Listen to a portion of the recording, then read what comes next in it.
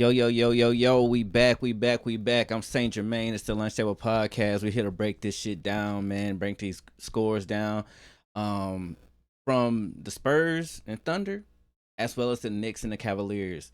I also got some extra stuff I want to get into today. After we get into the NBA. I've been watching Euphoria. That shit's almost over. Shit's kind of tight. Also, I want to get into the Wave Guys 2 album. That shit's kind of hard, bro. I am not gonna fucking lie. I underestimated, but I cut that shit on, bro. Shit was out of control. So, hey, let's fucking do it, man. Let's get into it so we can get through all these topics today. Um, Hope y'all had a wonderful weekend.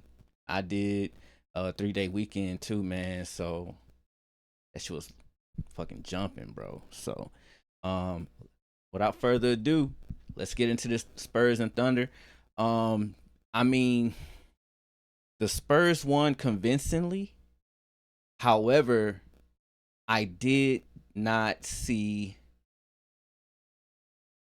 quit until the coach kind of called the dog. I didn't see quit. I saw try. The dogs just wasn't hitting for OKC. But good thing they stole a win in San Antonio. So I mean, I guess they kind of said, all right, well, we'll try to hit them hard the next game, but if it doesn't, we'll pull off. So I mean, can't be too mad at that. I did see some competition out there, so I am happy with a lot of the efforts. Um, so I can't complain there. But let's get into this box score. I'm not gonna go too deep this time.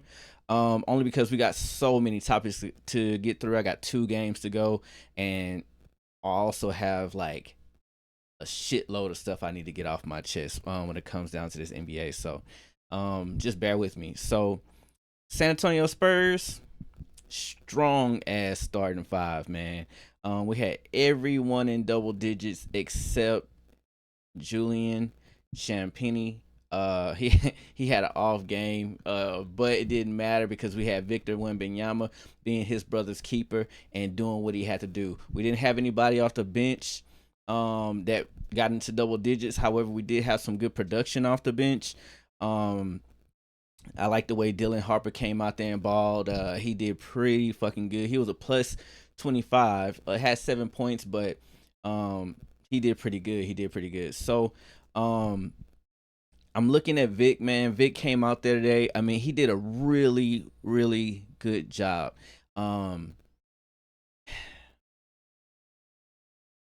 He didn't chase the blocks like I wanted him to do. However, he was aggressive all around. I mean, he was aggressive with offense, defense. He got 3 blocks, 2 steals, 5 defensive rebounds. I mean, he was out there. 5 assists, 8 rebounds total. He had 4 turnovers, but I'm okay with that. I could live with the turnovers if you're 8 for 9 from the free throw line and you're 3 for 7 from the 3 point line. So I'm okay with that. And you're shooting 50% from the field. I'm okay with 4 turnovers in that regard. It looks like he was out there. He was trying. He was pushing. So I'm okay with the turnovers. I don't really have a problem with it. I did like the effort from De'Aaron Fox. De'Aaron Fox, he had 10 rebounds, 12 points, 5 assists, 0 turnovers. He was, I mean, you couldn't really see him out there too much. He didn't just pop off the screen. However, his efforts with the ankle, man, you just can't. What can you do? But I tell you one thing, Vassell, Castle, and Champagny, those X factors, I'm telling you right now, when them boys come to lock up, man, they fucking come to lock up. I saw Vassell out there just getting busy on defense. I seen him with the grit. I saw him trying. He had 6 rebounds, defensive rebounds. I mean, you just cannot. The boys are crazy. We got also Stephon Castle. Man, aggressive. All I can say is he's aggressive. His game. It really reminds me of Vince Carter. Because he's not the best shooter. He doesn't have the best mid range, but he just plays with passion. He tries to tear the rim off the goal. He just has something special. And the thing is with Stephon Castle, when he's on, he's on. When he's not, he's not. The only thing I would say with the Spurs is this. Although the win was impressive, but they didn't base this win off of key principles. This was just, we're gonna outdog you. That to me is I tread with caution with that. I tread with caution with that. Only because you kind of want to hang your hat on things that you could possibly be consistent with. Because what if OKC go back home and they they outdog you? So then what can you rely on? Because now this game is going win loss, win loss, win loss, right? So now it's coming to the time where we kind of have to play a fundamental game. I didn't necessarily, Wimby had a good game offensively. I did not like too much of the offense that he was playing, only because I believe that the half court shot, he was shooting a lot of jumpers, and not a lot of jumpers. He had a balanced game. Well, he was kind of getting to the basket. He was getting to the basket as well. But I'm saying, like, sometimes I just believe that Victor's jump shot right now could be a little sketchy. Just my thing. But because he's so skilled and he's running people off the rim, he's doing all these, it kind of makes up for it. But his team really struggles when he struggles from field goal range. So that's where, that's the only thing I feel like this win was amazing, because they dogged it and they gritted it out. And I love both of those traits. But I just would recommend just a little bit of a let's have like something like, Victor, give me a for sure. All right, Vic, we need a for sure bucket. Where can we go? Right? What moves are you gonna hit to get a for sure bucket? I don't know if he got that yet. Also with Stephon Castle, we need a for sure bucket, Stephon. What you gonna do? See that I don't know.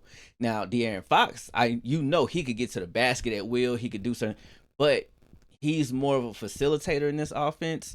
So throughout a lot of the game, he's going to not necessarily be aggressive, but he's going to run the offense. So other than that, they played a good game. Everything was great. Vic was out there balling, bro. I'm not gonna lie, he was balling. I love his attitude. We haven't seen attitude like this, bro, since like the 2010s, bro. Like, I feel like, man, Vic coming out there saying, yo, I'm ready to hoop. I'm ready to compete. I'll talk shit. I like that. I like that. Vic, keep that shit up, big dog. I love it. I love it. I love it. I love it. I love it. All right, so for OKC, man, they competed. They competed. They competed. They competed. They had some solid production off the bench. Solid production off the bench. I think that in this game, I'll keep it kind of short with these guys, because you can't. The coach pulled them around like fourth quarter, like the beginning of the fourth quarter, almost third. So, it's kind of tough to kind of gauge this one. But it is a couple things that I would like to point out, if you will. So, their X factor is Alex Caruso. Didn't have the best game. I think that was the difference. I think that if he would have had a good game, I believe that this would have been a nail biter, and I also believe that that could have made up a lot of the differential, and it could have also excited the emotion on the Oklahoma City Thunder's team, and they could have overcame a lot of those waves of defense that the San Antonio Spurs was giving out. So I mean, other than that, Shai Gilgeous, I tell you one thing, this boy is so fundamental, man. He's fundamental. 7 for 7 on his free throws. 7 assists. He had 4 turnovers. 2 steals. He was out there trying, giving his best effort. I always see the free throws that shows focus. So I love that. Jerry McCain, little trigger happy out there today, but I like it. I like it because sometimes motherfuckers just won't fall. In this game, I just think that San Antonio blitzed them with emotion, blitzed them with passion, blitzed them with grits and defense, and it was just like, hey, we got one. Let's take it to the crib. But this is the thing I like about this series right here. There's no quit in anybody. No quit in anybody. I remember watching the Lakers and OKC, and although the Lakers were outmatched probably, right? But a lot of times it just something felt like it seemed like people just knew that and didn't play too hard. So what I appreciate about this series is although the coach called the dogs off, not the players. And that to me makes a big difference in a lot of things. So shout out to OKC and the Spurs for giving us some good competition. However, this one wasn't the best of the game. However, hey, what can I say, man? They really put on the show at least for the first half. After that, it was pretty much, it was what it was. I remember, real quick, I remember OKC tried to come out a little bit in the third, but it just, Wemby was everywhere. He was everywhere. All right, y'all ready to get to this other one? Last night, we had the Cleveland Cavaliers against the New York motherfucking Knicks, dog. God damn. Shit. New York, New York, New York, New York. Y'all motherfuckers in a championship, bro. And they deserve it. I'm going to tell you, man. I'm going to tell you why they dangerous.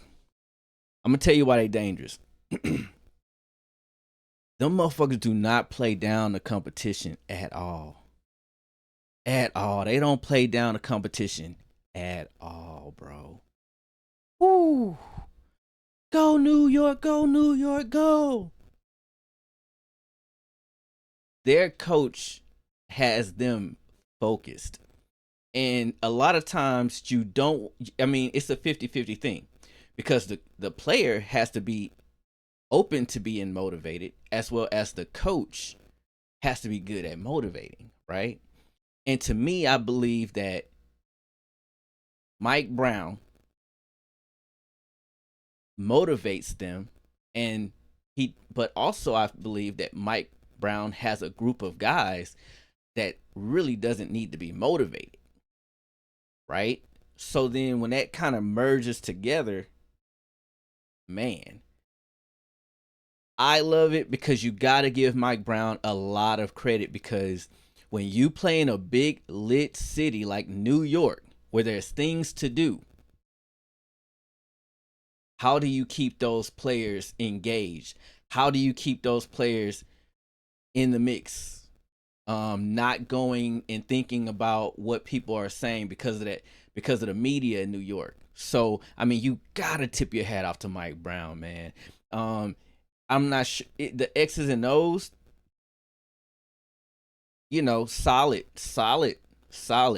But I believe that he has his team ready to ball every single time, and the way that they stay focused, and when they smell blood, when they put the pedal to the metal, I mean, they don't let up, bro. They don't let up. Gotta love it. So let me get up into this box score, man. Let me see, let me just check this thing out. Let me see what I could kind of deduce from what I was watching. Because, when you're watching a game, bro, and you're not looking at the stats, things look a certain way. And then when you looking at the stats, then you say, damn, that validates what I was saying, right? So that's kind of how I like to do it. But let's break this mug down, man. So the starting lineup had 4 people in double digits, right? Then they had 2 people off the bench giving out those double digits. So then that made up for Josh Hart not being in double digits. However, I don't want to get too deep up in this game either, because I mean it was what it was. OG had 17, Karl Anthony Towns had 19, Mikal Bridges had 15, Josh Hart had 6, Jalen Brunson had a solid 15. And then off the bench, I'm not gonna lie, he's not in double digits, but I'm gonna say it. Mitchell Robinson had 8 points, but he was out there hooping, bro. He had 10 rebounds. He was getting busy. So shout out to Mitchell Robinson. Landry Shamet had 16. Miles McBride, I know who that is. Miles McBride, he was out there getting busy. Put up 3. He put up three threes tonight. So I mean, overall, they played a really, really, really solid game. First, I have to shout out this Mikal Bridges, 1 for 8 from the 3, but it didn't matter. But the thing I like, Mikal Bridges, OG Anunoby, 100% from the free throw line. Gotta love that, man. 100% from the free throw line. OG, 4 for 4. Mikal Bridges, 6 for 6. Yo, that's solidarity right there, bro. I love it. Let's get down to Jalen Brunson. 0 turnovers. 5 assists, 15 points. He barely played. I mean, he played, but second half, it was whatever. So, zero turnovers. Gotta love it. And then from here, we had Karl Anthony Towns, 19. Check this out, bro. See, I'm going to tell you, he was out there getting so busy. I mean, he was rolling it up. I mean, Karl was out there balling, bro. He was balling. But 8 for 11 from the field. 3 for 3 from three-point range. 14 rebounds. 2 steals. 2 blocks. Let me tell y'all something. Plus 25, plus minus, bro. Cat was out there getting busy. Look. The 19, cool. 3 for 3 from the 3-point line, cool. That stuff, shove aside. I don't give a shit. 14 boards. 2 steals. 2 blocks.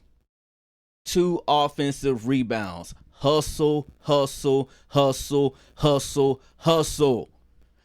are the stats that you look at, bro. Those are the stats. Cat. Let's get it, baby. Let's go, Cat.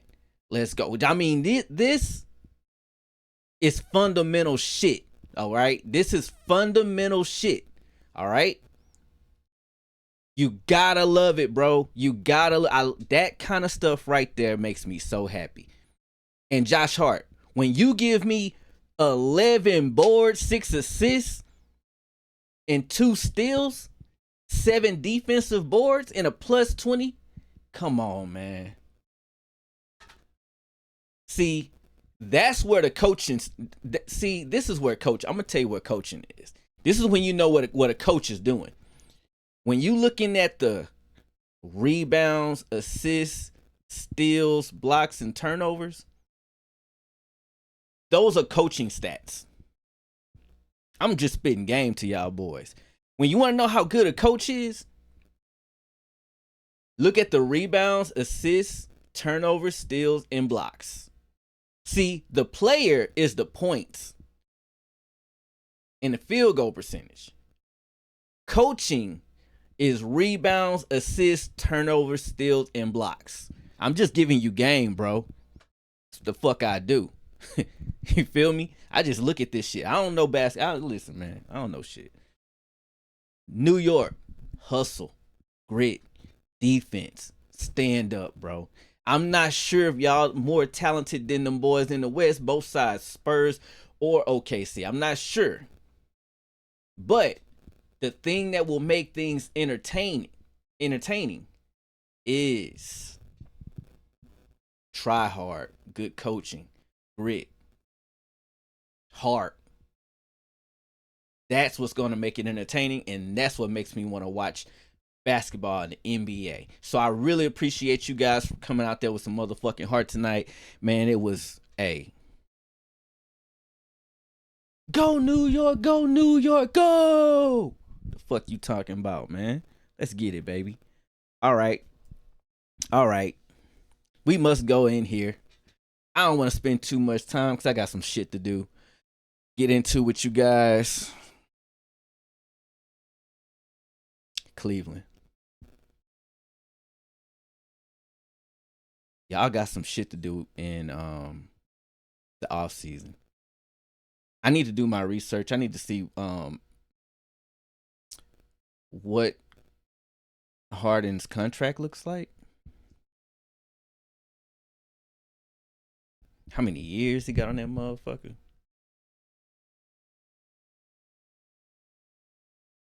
I'm mad, y'all. I'm trying to see while I'm pausing, I'm really thinking about how I want to go through these goddamn stats because I'm gonna tell you. I'm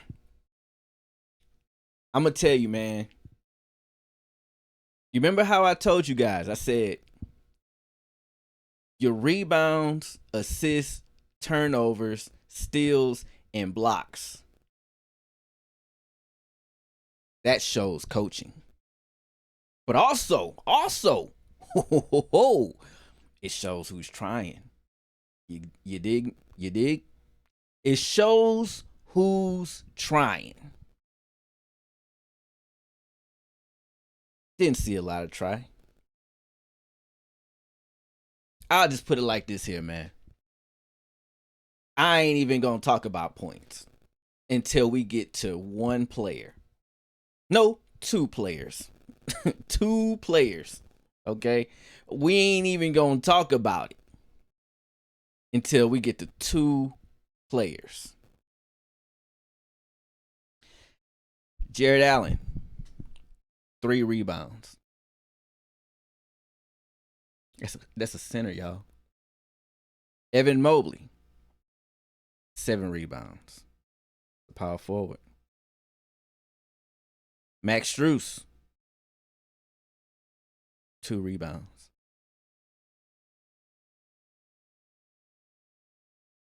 Woo! And you could see it on the screen, baby.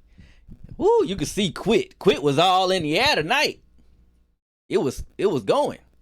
Assists. I'm gonna go to your guards because that's who, right? I'm not gonna go to the right. Your guards. James Harden, 2 assists. Donovan Mitchell, 1 assist. Okay. Turnovers. Who handling the ball the most? Your 2 guards. Harden, 5 turnovers.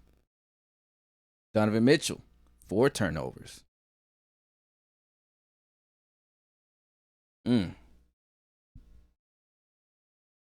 Let's keep going. Steals. I'm going to just do from small forward Max Strus to your shooting guard Donovan Mitchell and point guard James Harden. I'm not going to talk about steals when it comes to centers, even though, anyways, let's keep going. Max Strus, 0 steals. Donovan Mitchell, 1 steal. James Harden, 1 steal.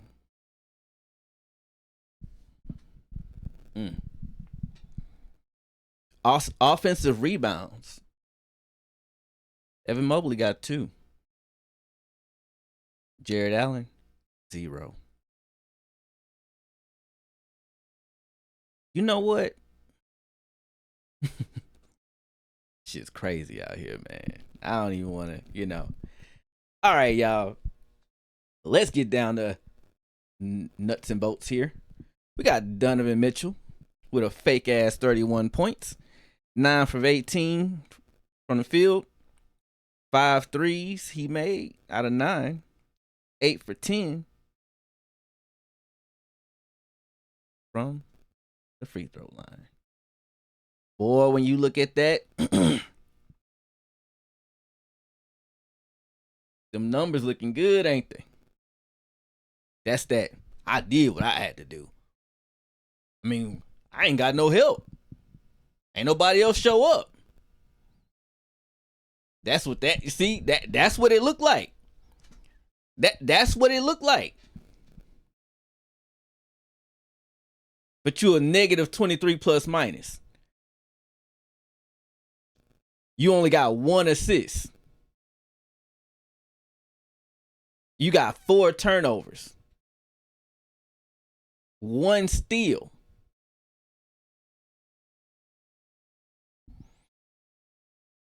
Ooh. See, that's where you gotta go and you see who's out there. That fake ass 31. Hey, he needs some help. See, that's that lazy shit. See, that's the laziness. That's laziness. I didn't watch the game and that's lazy. Cause if you look at that, you look at his points, field goals, 3-pointers, free throws, you be like, damn, he hooped. When did he score that 31? So if we down, right? If we are down 15 points and you out there getting busy, getting points, how real is that 30? You see what I'm saying? Like, if we getting blowed out, them points didn't come in a comeback. Y'all never came back. But if you scoring in those times, how real is that 31? See, you got it. Come on, people. We not finna. Can't fool me, dog. James Harden. What the actual fuck, bro? Let's get to it. I just want to get over these motherfucking stats, man. 12 points. 2 for 8 from the field. 0 out of 6 3-pointers. 8 for 9 from free throws. So you hit 8 free throws and 4 fucking points. Okay. Negative 19 plus minus.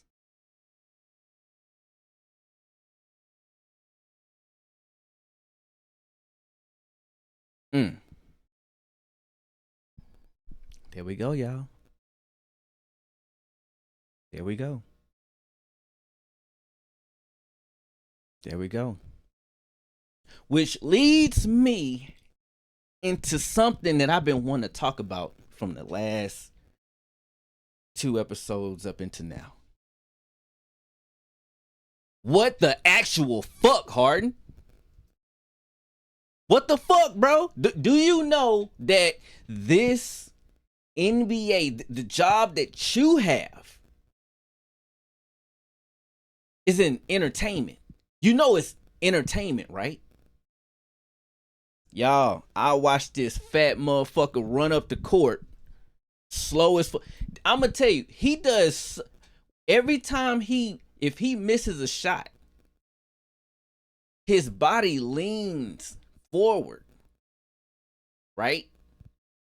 But he does that, so when he bricks that motherfucker, he's so far in, like he shoots a 3, right? His body and his whole fucking body ends up by the free throw line. That long ass fucking brick, it hits off the rim. It goes far behind his fucking ass. And they on a fast break. Jalen Brunson free layup. He ain't nowhere to be found. Oh, what's the other thing? He drives, so he gets closer to the basket. He misses his shot. Let's say if it's a layup, let's say it's a floater, like whatever it is. Once that fucking shit happens, he's looking at the ref saying, oh, these motherfuckers are already down the court.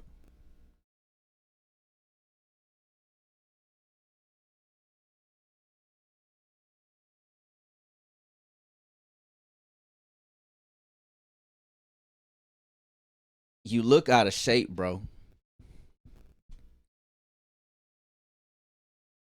You look out of shape. You look like you out there just stealing money. And I don't know what kind of protection you got. I don't know. I have no idea. I have no idea. But that type of shit is, to me, it's not necessarily a personal thing. But to me, bro, it fucks up the entertainment.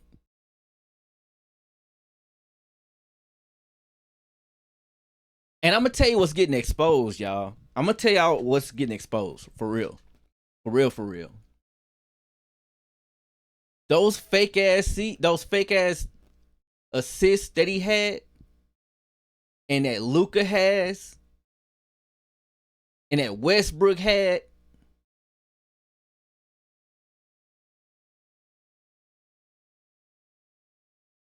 with the centers just doing alley hoops all game.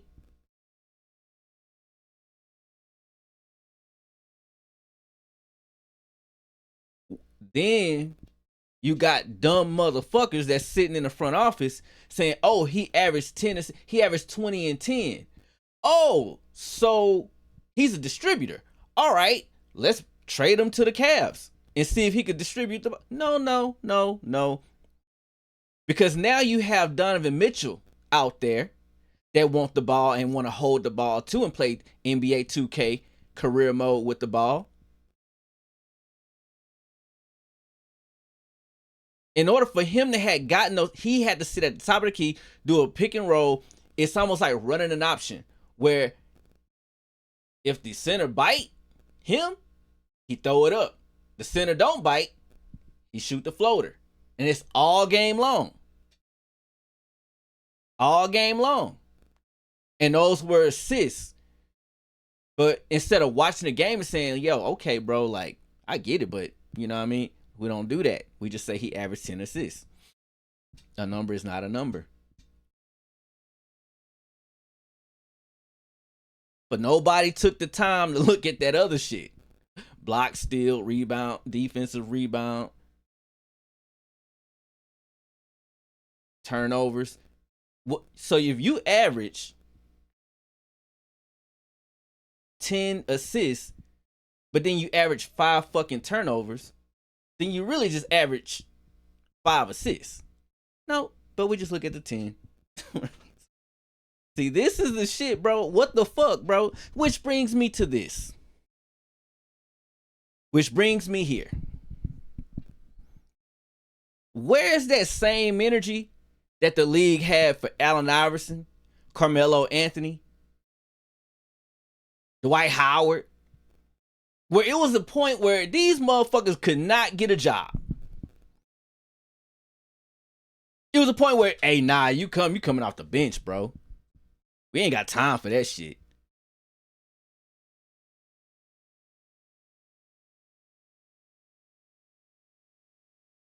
I'm trying to figure out why the hell, why. I'm just trying to figure out why. Does James Harden get on all these teams? KD get on all these teams?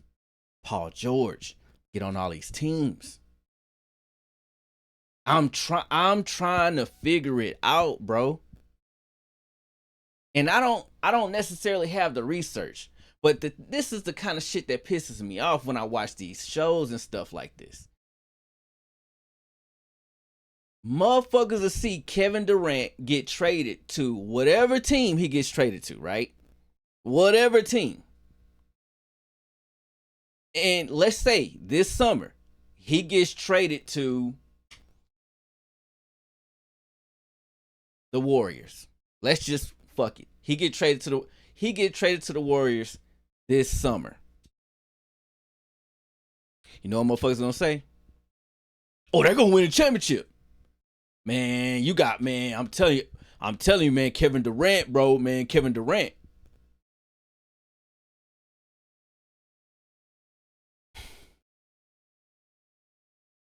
What happened in Brooklyn? We said that same thing, right? What happened with the Suns? We said the same thing for a couple years, right? Even with the Brooklyn, a couple years. Both places. Rockets.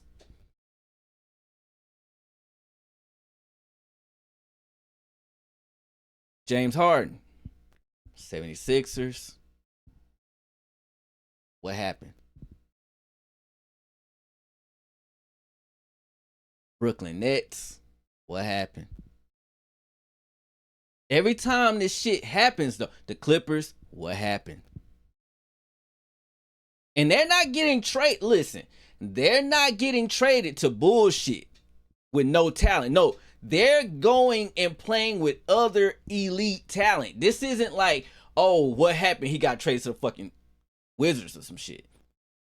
Or Dallas or something like that. No. Y'all teamed up with other people and it didn't work.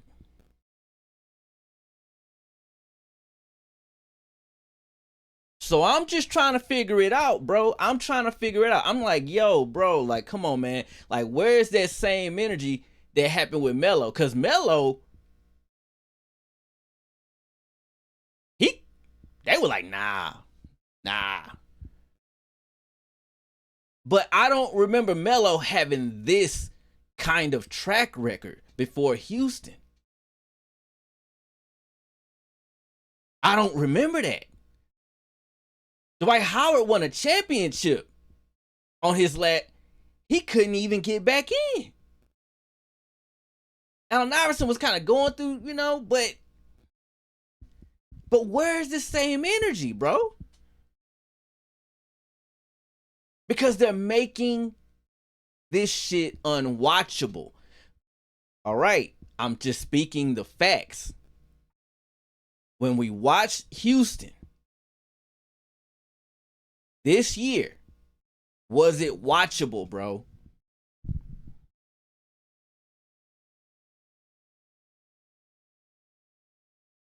They should have. I'm not gonna say swept the Lakers, but they should have at least 4-2, bro. At least get them out of there in 6. They should have did the Lakers like that. He quit, bro.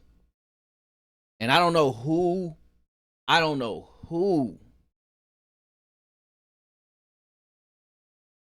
Maybe it's the agents. Seem like they got some powerful agents. Maybe it's the maybe. But this cool nigga shit, bro. This is cool nigga shit part 2. This cool nigga shit gotta go, bro. It gots to go. Bro, it gots to go. Gots to go, man. Cool nigga shit gotta go, bro. Let's get with the homie. Let's play with the. And then they go to rob these owners for all his money. And then they rob us, the consumer, of our time for watching this shit. Bro, we see you on the marquee, my G. We trying to see boys get busy. The cool nigga shit has to go. You don't see cool nigga shit on the OKC Thunder and the Spurs in New York. What I mean by that is this. I'm not talking about how you come to the game and all that shit. I'm not talking about that. I'm talking about when you're on the floor, how you get busy. I'm going to tell you the thing about Kevin Durant. Can he hoop? Fuck yeah, he can hoop. But let me just break this down to you. When Kobe stopped being as effective as he used to be, it was because he started to perfect the post and he started to shoot jumpers, the mid range. When he perfected that, it in a lot of ways it hurt his game. Why? Motherfucker, if you don't get to the free throw line, you're not affecting the game. If you're shooting jumpers, those are empty calories. Kevin Durant, he gets to his spot very efficiently and shoot a J and shoot a jumper. He's not getting to the free throw line.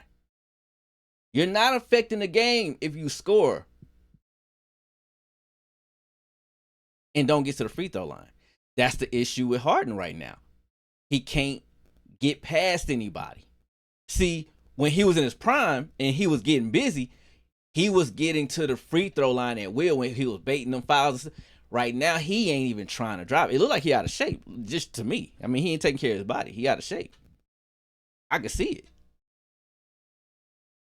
Cool nigga shit must go. When you're on the court, look, before you get to the court, cool nigga shit all day. Nigga be fly, nigga ride your Benz, nigga ride that shit. Do whatever you gotta do. Fuck your bitches. Do what you gotta do. Bro, when they get on the court, man, we need that. Go New York, go New York. We need that, dog. Fuck out of here with this bullshit, man. Y'all make this shit hard to watch, bro. That's why the Spurs series, it looks so good because it's so competitive. And Wemby gives a fuck. Shea gives a fuck. Come on, man. Come on, bro. Let's talk about Euphoria. Bro, who's watching this shit, bro? This, oh my God, bro. Euphoria. It's crazy as hell, but I love it. It's crazy as hell, but I love it, man. It hits some topics that I believe in, like society-wise, they hit these topics in a way where it's just raw. It's showing exactly what it is, as grimy as it is. And they just, for entertainment purposes, put a little cherry on top, you know? But damn, man, this last episode, man. Wow, bro.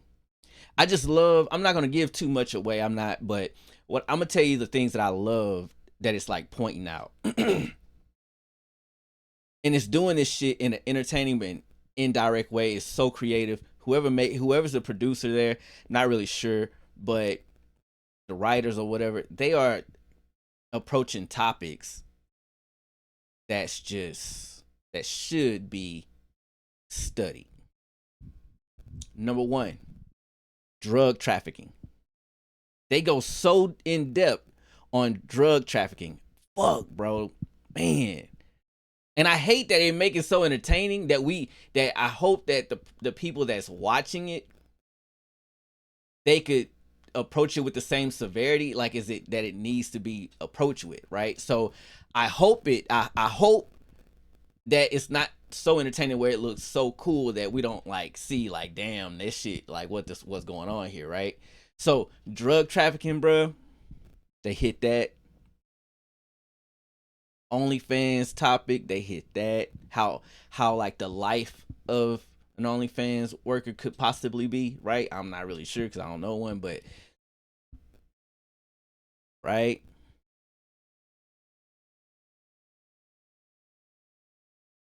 Pimping, how that goes. Drug abuse, how that goes. The life of a transgender, how that goes. Armenians in LA, how that goes. Bro, Euphoria is on that shit, bro. I fucking love it. I'm not gonna give up too much stuff. I just want to talk about how dope that shit is, and like, oh, suicide and drug use. Okay, they go into that too. But anyways, I just want to let y'all know, man, that shit is dope. I've been enjoying it, just like I've been enjoying the Dutton Ranch thing. Bro, we gonna get into this shit. Nemesis, whoever the fuck on Nemesis, bro, leave a comment because I want to talk about that. Nemesis was so fucking dope.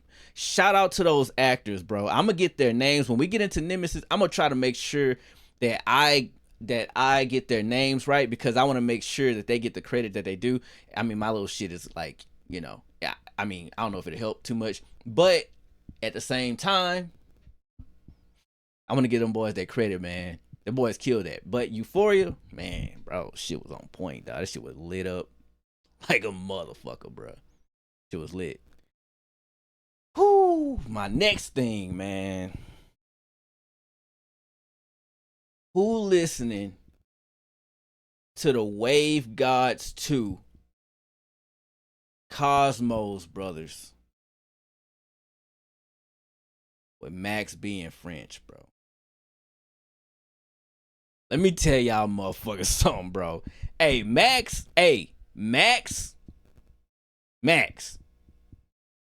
You need to chill, bro. Stop that. Stop it. Stop it. You need to fucking chill, okay? You need to stop, okay? I'm gonna go steal your microphone. I'm gonna steal all your equipment. I'm gonna lock it up because you need to stop. You need to stop. What you doing is dangerous. Stop it. Stop it, Max. Wave God, stop it. Let me tell you what this is, man. Let's get into it. This right here, I love music, by the way. This right here, I wish I had my niggas to talk about this shit with too. Scorpio niggas, stand up. You know who you are. All right, I wish I could have my niggas talk about this. This album was made by two very talented song makers.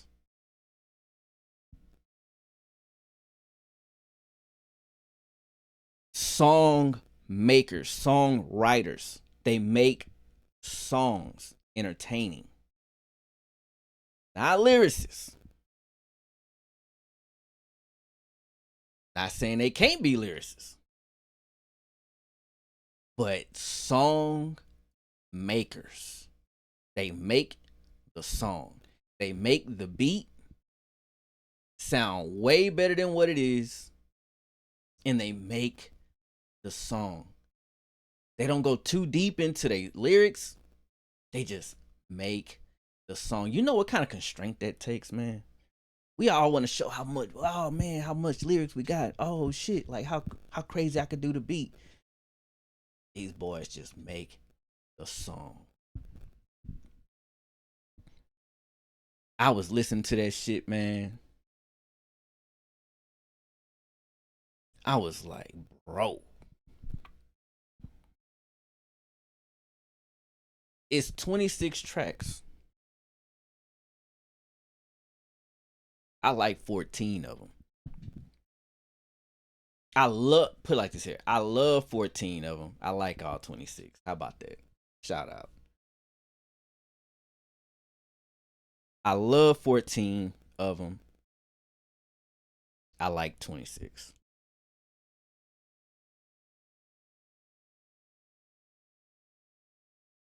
Bro, them boy, hey man. French too. French on that Made It Out song, French. I ain't know. I ain't know. I don't listen to a lot of French. I must admit. French. On Made It Out, you was doing that shit, bro. That nigga was doing that shit, man. Those 14 tracks I love, man. I'm gonna quickly go through it and we'll wrap this motherfucker up because I know y'all motherfuckers got shit to do today, you know what I'm saying? Other than listen to me. But let me break it up. Let me break it down. My first track I like was Smoking 2 with Rick Ross, the Dre beat. They sampled it. Hey man, I know Ricky Rose, bro. Listen, dog. I used to love Ross, man. I used to fucking love Ross, bro. Whoo, man. I'm gonna tell you, Ross is one of the best rappers of all time, bro. One of. I ain't saying Bobby. I'm not. No. I'm just saying it's two people that always get underestimated. Ross and the gang are some of the best rapper, supreme talent to ever touch a microphone. If you think I'm lying, go listen. Toasty, that beat had that bounce, baby. Beat had that bounce. Unlocked, the track Unlocked. Yay. That's all I'm saying. London Nights, the cadence from both of them, bro. The cadence was just. Check that shit out. You'll see what I'm talking about. You'll see exactly what I'm talking about. Go Ladies, bro. That old school motherfucking Miami ass shit, bro. Hey. Killing. You, man, these niggas took the Lloyd and Wayne beat. Max B start. And you, what? Hey. Murdered it. That shit reminded me, like a lot of what they did, they took a lot of beats. I mean, not a lot. They took a couple beats and they kind of redid it. It reminded me of back in the day, you know, when we used to get those mixtapes and niggas be rapping on each other beats and shit. Like, it just reminded me of them days, of mixtape days. So some of this album did sound like that. Never Had a Friend, bro. Motherfuckers rapping like Pac. It felt like these boys took a beat from 1999 and those beats those albums that Pac was making, they were making for Pac after he died. Like it seemed like that. All right, so that's that one. Motion. Oh my god, the drums and the bass guitar. Listen to it, y'all. I'm telling you, I know what I'm doing here. Who Do You Love? Max B was on that shit. That's why I should have took his. I should have actually when he was. I should have just went in there. Give me that shit. Stop it right now. I should have took. Actually, yeah, he should. His mama needs his. I should have brought his mama with him. Hey, mama, go beat his ass and get his ass up out the studio because we got to get him out of there. Get his ass. He love it too much. He loves it too fucking much. Get him out the studio. Mama Max B, whoop his ass and get him out the studio. He loves it too fucking much.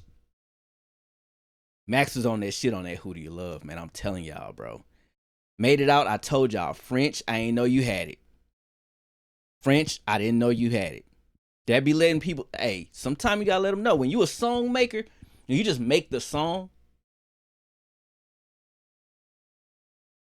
Like Drake, he just makes the song. Lil Yachty, he makes the song. They're not trying to. They're not trying to, right? French, you showed your skill on that shit. We getting money, bro. The drums and the cello. Oh my god, bro. Oh my god, made my heart melt. Tips, bro. That sound like some pimp shit in like 2001. A lot of these beats sound old, bro, but it just sound like niggas made songs like back then. They bringing them here, but they still slap. Like the motherfuckers slapping ass. I mean, shit, slapping ass everywhere, bro. Fuck, man. Addictive, Isley Brothers, sample, bro. You can't, bro. They had. Bro, these songs sound crazy, bro. I'm not lying, bro. These songs sound fucking crazy, bro. I'm telling y'all. It remind me of my era. That's why. You see what I'm saying? Like these songs they hard, bro. They hard. You know what? Hold on. All right. I'm gonna tell my last one and then I'm gonna tell you what I think my theory is. All right. Number 14.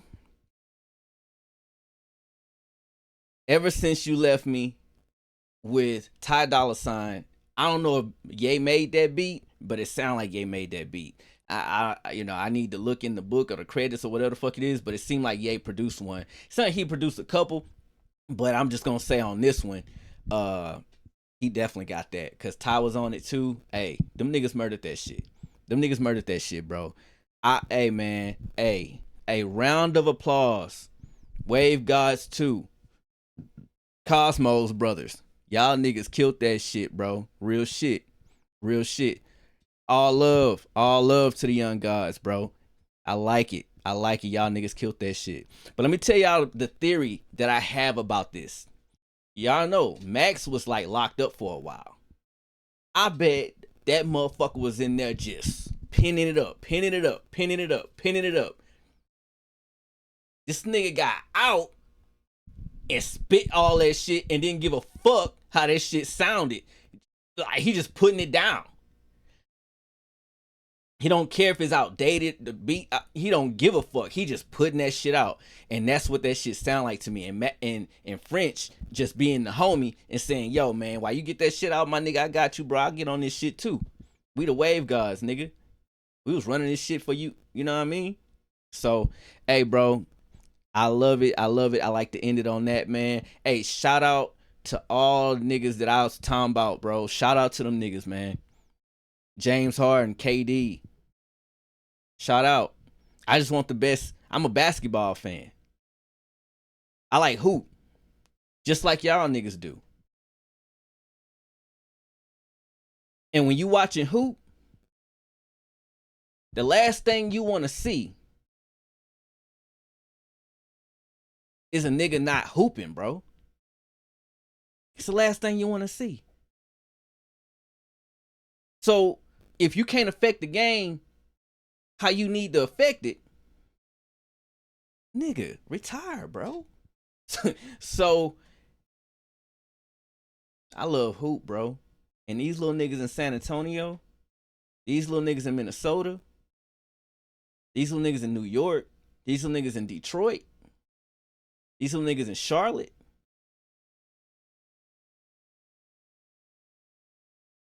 They making me love that shit again, bro.